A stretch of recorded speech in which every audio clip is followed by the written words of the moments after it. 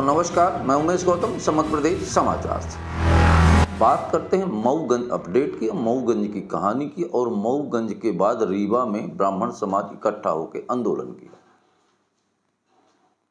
बहुत बड़ी मऊगंज की घटना है। मऊगंज की घटना में जो अपडेट आ रहे हैं वो बड़े आश्चर्यजनक है।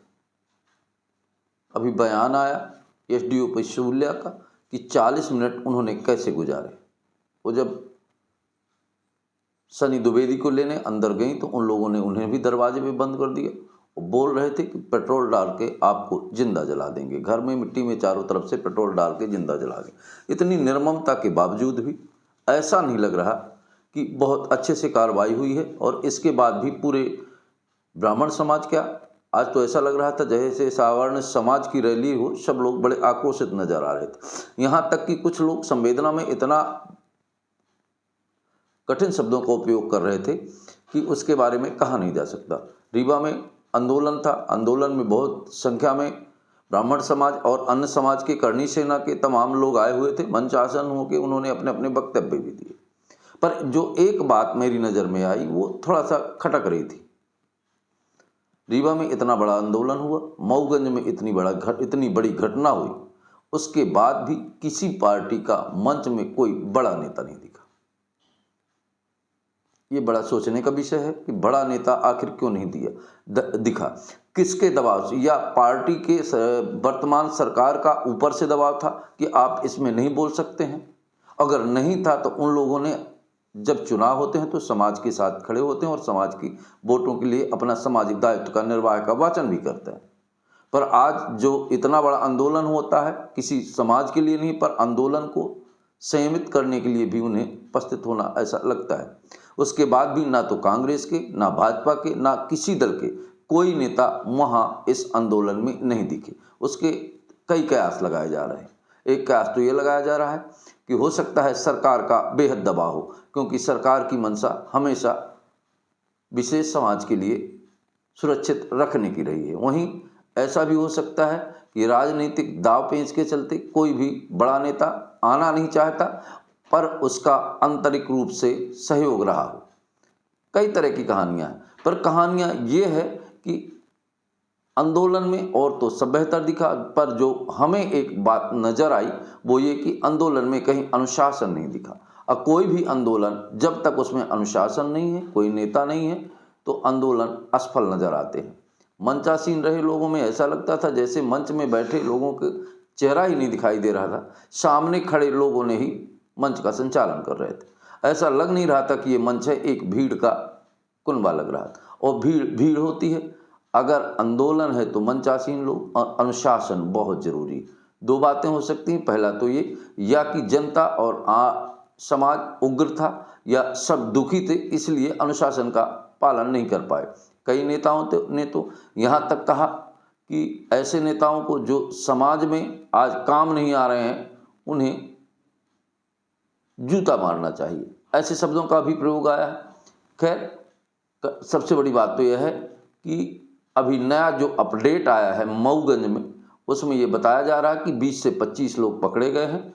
और एसडीओपी ने भी अपने बयान दर्ज किए हैं कि उन्होंने किस तरह से 40 मिनट किस संकट में गुजारे हैं। ये बड़ा दुखद है। और इस घटना के साथ साथ ये भी जानना जरूरी है कि ये घटना हुई क्यों। इसमें एक पत्रकार का नाम आ रहा है और एक वर्तमान सरपंच और पूर्व सरपंच, पर इन लोगों का नाम प्रशासन नहीं खोल रहा। आखिर क्या वजह है कि इन लोगों के नाम पब्लिश की नहीं किए जा रहे?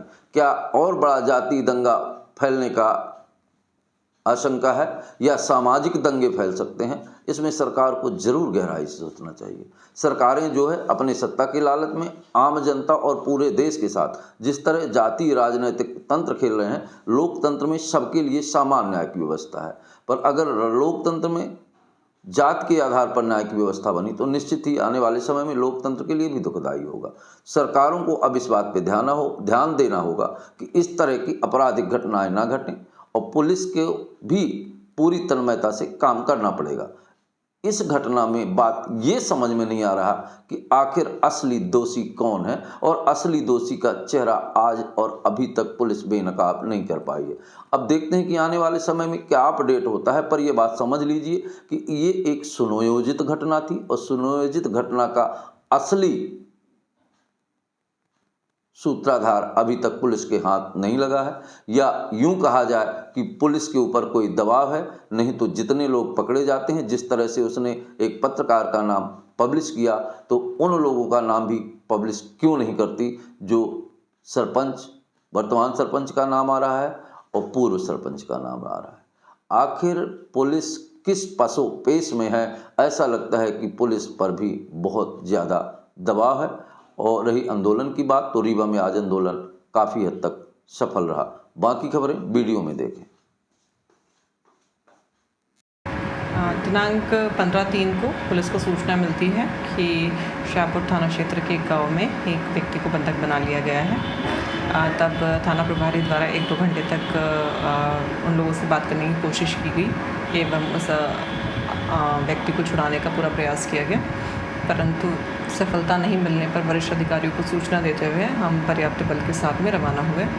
वहाँ जाकर के 1 घंटा करीबन हमें उनके द्वारा समझाया गया हमने, लेकिन उसके बाद में वो लोग कन्विंस हो गए और सहमत होकर के उनके द्वारा दरवाज़ा खोला गया। जब दरवाज़ा खुला तो यह ज्ञात हुआ कि जो बंधक था वो मृत अवस्था में पाया गया। इसकी जानकारी होते ही वहाँ के लोगों में अराजकता का माहौल हो गया और पुलिस अपनी कार्रवाई करते हुए आरोपियों को राउंड अप करने लगी। इतने में ही हत्या के आरोप के भय से एवं जो भी अपराधी थे उनके साथ जो लोग थे उनके रिश्तेदारों द्वारा पथराव शुरू कर दिया गया ताकि पुलिस अपराधियों को लेकर के ना जा सके। इस दौरान कुछ पुलिसकर्मी अपराधियों के साथ में बाहर निकल गए और कुछ वहीं पर घायल हो गए, जिनमें से एक की मृत्यु हो गई है, जो कि बहुत ही अत्यंत दुखदाई है।